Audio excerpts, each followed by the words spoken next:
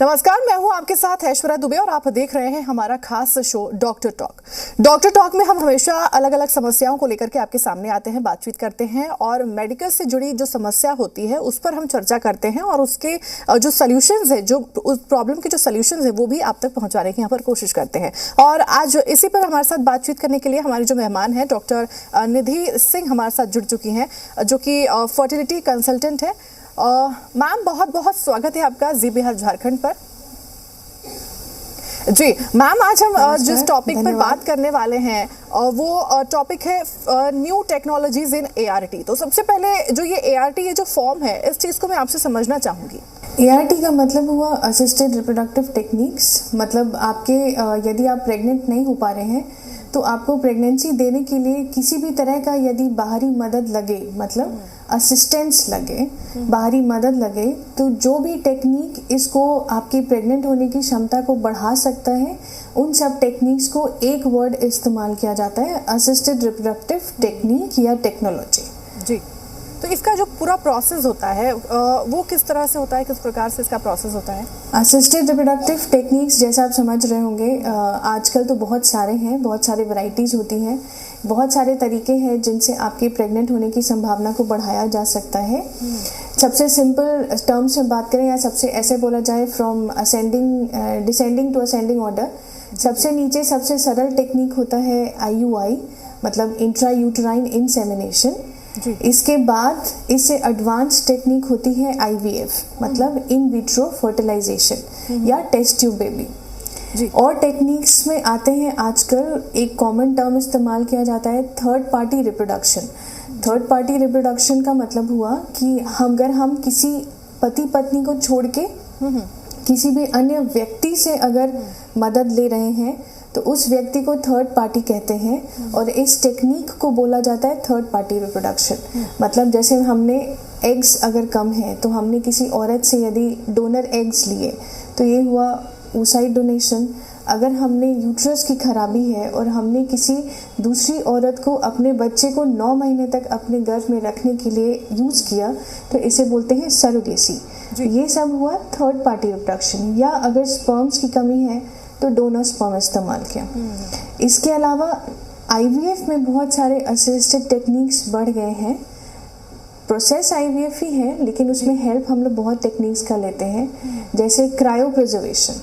Cryo preservation मतलब आपके egg, sperm या बेबी को फ्रीज करके रखना ताकि वो फ्यूचर में काम आए। ये भी एक रीसेंट टेक्नोलॉजी है।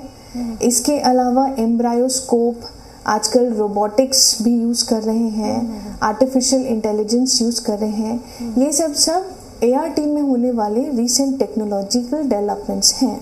जी मैम, एक और चीज़ यहाँ पर आपसे जानना चाहेंगे, मेल फर्टिलिटी को एड्रेस करने के लिए किस टेक्निक को ज़्यादा यहाँ पर यूज़ किया जाता है? यदि आप डायग्नोस हो चुके हैं कि आप ऐसे केस हैं जिसमें पुरुष में कमज़ोरी या पुरुष के कीड़े में कमज़ोरी की वजह से आप प्रेग्नेंट नहीं हो पा रहे हैं, तो आपको लेबल किया जाता है as a case of male factor infertility. ना इस मेल फैक्टर इनफर्टिलिटी के लिए आपके पहले ब्लड टेस्ट किए जाते हैं, बेसिक टेक्निक्स। ब्लड टेस्ट के बाद यदि हम यह निष्कर्ष पे पहुंच सकते हैं कि आपका कारण क्या है, 0 कीड़ा होने का या कम कीड़ा होने का, तो अच्छी बात है। अगर नहीं तो इसके ब्लड टेस्ट के अलावा हम आपका अल्ट्रासाउंड, मतलब अल्ट्रासाउंड इसको बोला डॉपलर स्टडी बोला जाता है ऑफ द टेस्टिस, मतलब आपके हिंदी में इस्तेमाल करें तो कौड़ियों के अल्ट्रासाउंड की जाती है ताकि हम पता कर सकें कि ये फैक्टर क्या है जिसकी वजह से आप कीड़े में कमी महसूस कर रहे हैं या नील कीड़ा है। इसके अलावा मेल फैक्टर में यदि अल्ट्रासाउंड के बाद भी हम निष्कर्ष पर नहीं पहुँचे तो ट्रस यूज़ किया जाता है। ट्रस का मतलब हुआ ट्रांस रेक्टल अल्ट्रासाउंड, मतलब पीछे के रास्ते से अल्ट्रासाउंड करके डायग्नोसिस करना कि कारण क्या है। इन सभी बेसिक टेस्ट्स के बाद अब जब हम ट्रीटमेंट पर आते हैं कि अब हमें रिप्रोडक्शन कैसे करना है, तो मेल फैक्टर में टेक्निक्स यूज़ किए जाते हैं। जैसे अगर कम कीड़े हैं तो बहुत सारे रीसेंट एडवांसेस हैं, जैसे मैक्स है, मैग्नेटिक असॉर्टेड सेल सॉर्टिंग, माइक्रोफ्लूइडिक्स है, पिक्सी है। ये सारे टर्म्स इन एडवांस टेक्निक्स के हैं जिनके माध्यम से हम अपने लैब में आपके दिए गए स्पर्म्स में बेस्ट स्पर्म्स जो मुझे अच्छा हेल्दी बेबी प्रोड्यूस कराने में मदद करे, इनसे हम स्पर्म सिलेक्शन करते हैं। इसके अलावा यदि आपका स्पर्म्स कम नहीं है, ज़ीरो है, तब हम लोग टीज़ा करते हैं। टीज़ा का मतलब हुआ सर्जरी के माध्यम से आपके कौड़ियों में से स्पर्म्स को निकालना और उन स्पर्म्स को एडवांस टेक्निक्स के माध्यम से बच्चे बनाने में यूज़ करना। सो इन तरीकों के द्वारा हम मेल फैक्टर इनफर्टिलिटी को एड्रेस कर सकते हैं। कौन सा तरीका इस्तेमाल होगा यह डिपेंड करता है फ्रॉम केस टू केस। तो मैम यहाँ पर आईवीएफ प्रोसेस के लिए स्पर्म सिलेक्शन के लिए क्या कोई एडवांस टेक्निक यहाँ पर यूज़ की जाती है? जी बिल्कुल, जैसा मैंने पहले आपको बोला, स्पर्म सिलेक्शन एक बहुत ही इम्पॉर्टेंट पार्ट है आईवीएफ के लिए। मतलब आईवीएफ बस आपके दिए गए स्पर्म्स को किसी तरह से यूज़ करने का सही तरीका नहीं है। आपके स्पर्म्स में से हमारा टारगेट यह रहता है कि जो बेस्ट स्पर्म्स हैं उन्हीं को सिलेक्ट करके यूज़ किया जाए। यदि यह प्रोसेस फॉलो होता है स्पर्म सिलेक्शन का, तो आपके रिजल्ट्स में 30 to 40% increase in the chance, increase in positivity देखा जा सकता है। यदि आप किसी अच्छे सेंटर पर हैं, जैसे सपोज करिए हमारे यहाँ नोवा आईवीएफ में, तो नोवा में हमारे पास बहुत सारे मॉडर्न टेक्निक्स हैं फॉर स्पर्म सिलेक्शन। जैसे हम मैक्स यूज़ करते हैं। मैक्स मतलब मैग्नेटिक असॉर्टेड सेल सॉर्टिंग।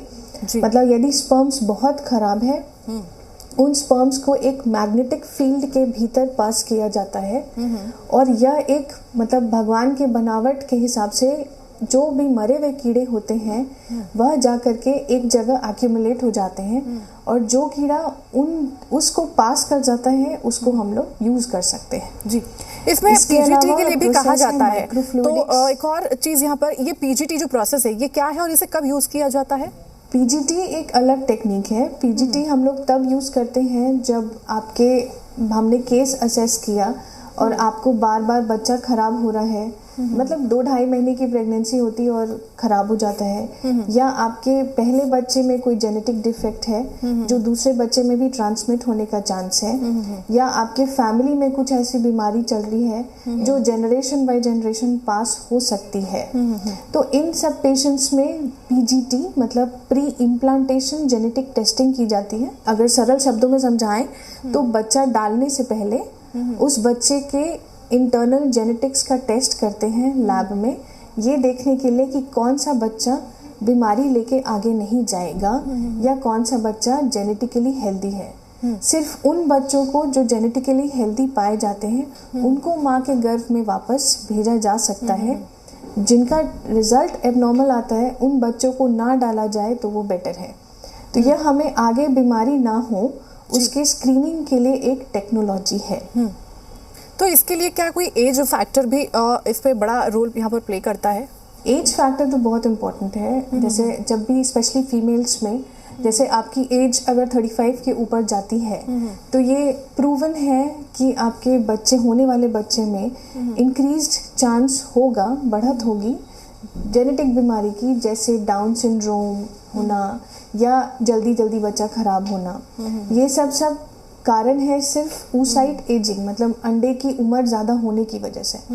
सो जब आप 35 प्लस हैं और आप आईवीएफ में जा रहे हैं तो यदि आपकी इच्छा है तो आप अपने डॉक्टर से संपर्क करके जेनेटिक टेस्टिंग करा सकते हैं या सिलेक्ट करने के लिए कि कौन सा हेल्दी बेबी है और सिर्फ उसी को अपने गर्भ में आप ट्रांसफ़र ले सकते हैं। इस माध्यम से हम, अगर आपके एज एडवांस्ड एज मतलब ज़्यादा एज होने की वजह से यदि कोई बीमारी हो तो अच्छे बच्चों को सिलेक्ट किया जा सकता है। जो पीजीटी का जो प्रोसेस है इसको क्या रूटीन में हमें कैरी करना होता है? पीजीटी आइडियली आपके बच्चों को एक समझिए कि एक प्रोसेस करके उसके जेनेटिक कंपोनेंट को निकाला जा रहा है, तो यह 1% हार्मफुल भी हो सकता है जी। सो इसीलिए रूटीनली करना, मतलब सब केस में करना, मतलब जो भी औरतें 35 के ऊपर चली गई, चाहे कोई भी पेशेंट कम एज का भी है वो भी अगर चाहे कि हम जेनेटिक टेस्टिंग कराएं तो इस वजह से बहुत रूटीनली रिकमेंडेड नहीं है। प्लस इसका 100% पॉजिटिव रिजल्ट नहीं होता है। इसका मतलब यह जो बोला वो 100% सत्य हो इसके टेस्ट में जो आए वो 100% सत्य हो ये भी ज़रूरी नहीं है। इसीलिए क्योंकि यह एक इन्वेजिव प्रोसीजर है, अभी तो नॉन इन्वेजिव टेक्निक्स भी इन्वेंट हो रहे हैं बट मोस्टली ये इन्वेजिव ही है अभी तक, इसलिए इट्स बेटर कि इसको रूटीन बेसिस में ना किया जाए। हाँ, अगर आप ऐसे केस हैं जिसमें क्लिनिकली इंडिकेटेड है तो पीजीटी करना ज़्यादा अच्छा रहेगा, बट रूटीन केसेस पे बस अपनी इच्छा अनुसार इस टेक्निक को करना फिलहाल अभी के एडवांस टेक्निक्स में बहुत सेफ नहीं है।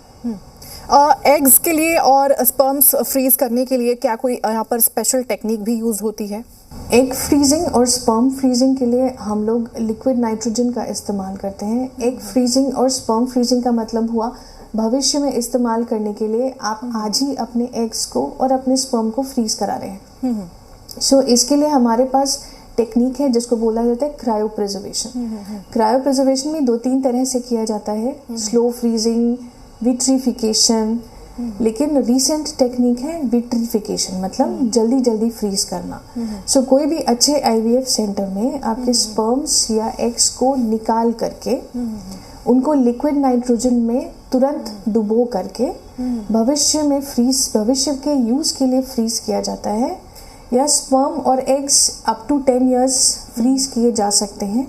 इसके आगे भी इनको रखा जाता है बशर्ते कोई अच्छी अथॉरिटी से परमिशन ली जाए। डॉक्टर, अगर कंपेयर किया जाए तो एज कंपेरेटली अगर देखा जाए तो मेल्स को ज़्यादा फ्रीजिंग की यहाँ पर ज़रूरत होती है स्पर्म फ्रीजिंग, या फिर फीमेल्स के लिए ज़्यादा होती है एग फ्रीजिंग? एग फ्रीजिंग ज़्यादा इम्पोर्टेंट है मेल फ्रीजिंग से या स्पर्म फ्रीजिंग से, क्योंकि एग्स फीमेल के साथ स्टोरी क्या है कि हमारे एग्स एक सर्टेन लेवल तक ही रहेंगे और उसके बाद जहाँ हम अपने रिप्रोडक्टिव एज, जिसको एक्चुअली में 30 होना चाहिए, 30 से ऊपर जहाँ पार करते हैं तो हमारे एग्स की संख्या रैपिडली डिक्रीज करना शुरू करती है। प्लस द क्वालिटी, वो कैसा है, हेल्थ ऑफ द एग, वो भी रैपिडली जोर के रेट से घटता है। सो इसलिए क्योंकि औरतों के साथ लिमिटेशन ज़्यादा है एज का, इसलिए एग फ्रीजिंग कराना ज़्यादा ज़रूरी है। स्पर्म फ्रीजिंग, स्पर्म्स फिर भी आपके बहुत दिनों तक अंत तक अधिक मात्रा में बनते हैं।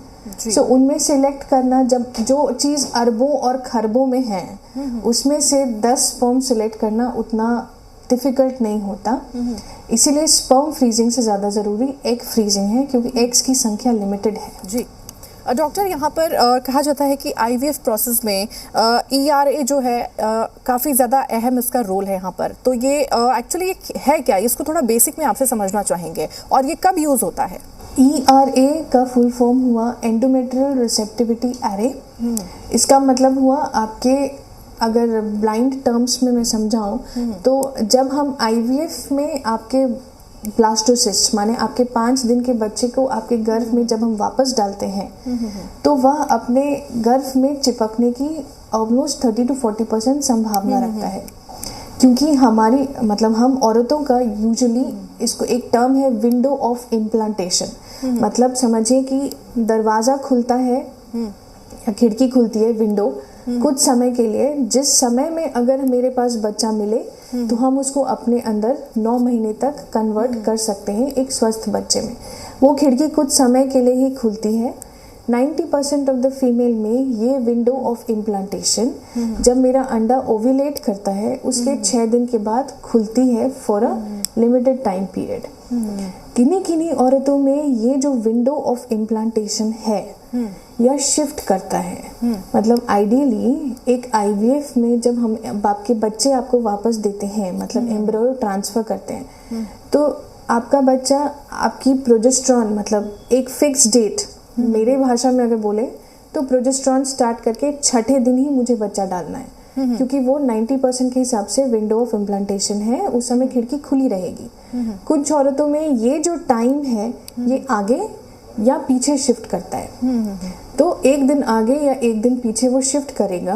तो यदि हम 6ठे दिन आपका बच्चा डाल रहे हैं तो उस औरत के लिए वो दिन एक्चुअली एक दिन पहले होना चाहिए था या एक दिन बाद होना चाहिए था। तो जिस समय वो शायद कंसीव करती, उस 6ठे दिन वो कंसीव शायद ना करे, क्योंकि उसकी खिड़की या तो बंद हो चुकी होगी या खुली ही नहीं होगी। इस चीज़ की जानकारी के लिए जो टेस्ट है उसको बोला जाता है ईरा टेस्ट या एंडोमेट्रियल रिसेप्टिविटी एरे, या जानने के लिए किया जाता है कि उस औरत का विंडो ऑफ इम्प्लांटेशन शिफ्टेड है या नहीं।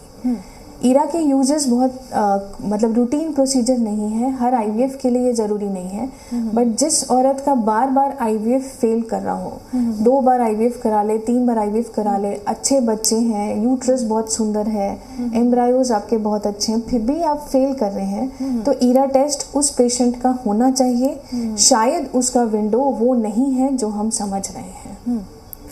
एक और चीज़ यहाँ पर आपसे जानना चाहेंगे, इंडिया में कितने % ऐसे फीमेल्स हैं जिनके लिए ये टेस्ट यहाँ पर किया जाता है, और क्या इसमें भी कोई एज फैक्टर है? ईरा में कोई एज फैक्टर नहीं होता है। ईरा में percentage of the cases ideally almost 30% of IVF cycles ऐसे होंगे जिसमें सब कुछ नॉर्मल होगा और फिर भी आपका प्रेगनेंसी नहीं आएगा, तो ईरा टेस्ट करना पड़ेगा। इंडिया में बहुत रूटीन मतलब बहुत कॉमनली डन प्रोसीजर ही है, ऐसा कोई टेक्निक नहीं है जो ईरा इंडिया में ना कर सके। इंडिया में ईरा के बहुत सारी सुविधाएं हैं, सो हर आईवीएफ सेंटर में, अच्छे आईवीएफ सेंटर में ईरा की सुविधा डेफिनेटली अवेलेबल होगी।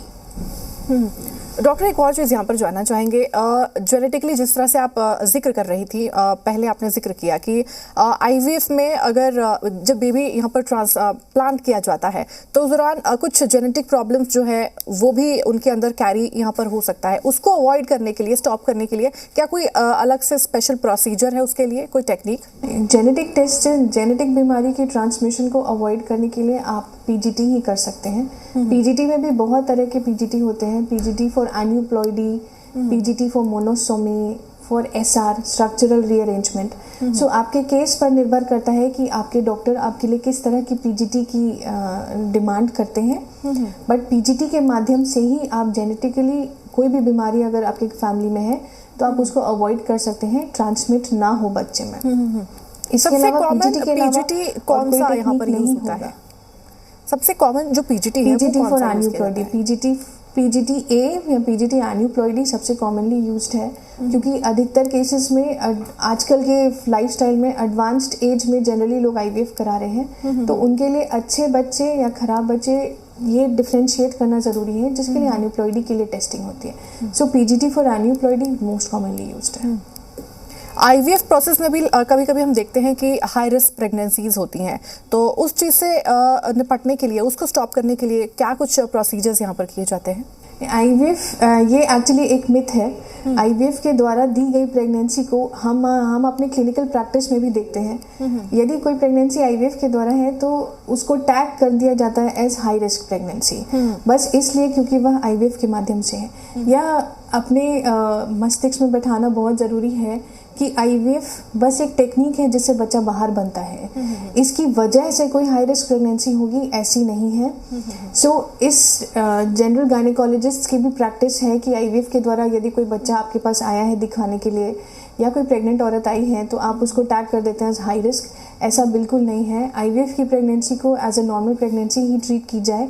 हाँ, 3 महीने 4 महीने तक आईवीएफ की प्रेगनेंसी में दवाइयों का रोल या ब्लीडिंग ज़्यादा होना ये बहुत कॉमन होता है, क्योंकि इसमें बाहर से आपको एक परत बना के दिया गया सहारा है बच्चे के लिए, बॉडी के अंदर नेचुरली कोई सहारा नहीं है।